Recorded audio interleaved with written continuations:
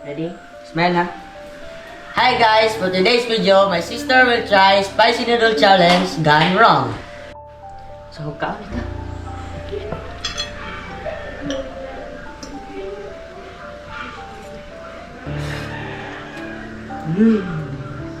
Amin, ay. Sige na ba? Kaon na! Di na lagi ko, halang na kayo. Ma, si kuya ma Oh, pero nilak naman na. Ikaw siya na ang dangdangi yung video kaya huwag ka na yung manghod. Ma, content raman eh, safe raman eh, para man eh sa views, musikat lagi taan eh. Safe, tinawa siya ganahin. Kabalo ba ka nga bawal pag sunong bata sa video o bawal ipakita-kita yung nang sa video?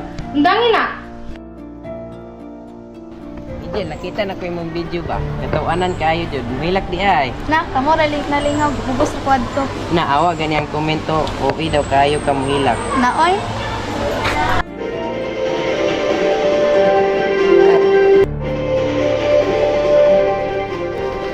Sama na. Bata ginamit ng kapatid para sa viral challenge. Lantawan ako. Napluma ang bata para mo nga, para sa views. Hala, oh. Ma, Angel, sorry. Sorry Angel, budyo na ako na ang imong rights of digital safety. Ako ragi una ang para sa views ug aron mo sikat ko. Karon pa na ako na-realize nga pwede di ka mabuli online. Okay, raya, oy. Salamat na, kinasabtan jud mo akong point. Mag-careful jud taron samot sa online kay delikado ang panahon karon. Sorry ma, ako nagidelete na ng video. Di na ko muutro.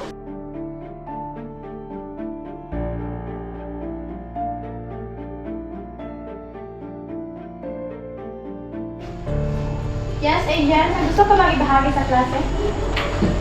Yes, ma'am. Sa lahat ng mga batang gustong mag-vlog, gawin natin ito na may consent, safety at kasiyahan. Huwag tayong papayag na ipilit sa atin ang kahit anong bagay na papahamak sa atin, lalo na ang internet.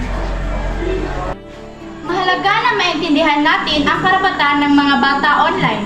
May karapatan kayong maging ligtas, igalang ang inyong privacy, at hindi piliting gumawa ng kahit anong content na labag sa inyong kalooban. Tandaan, may boses kayo.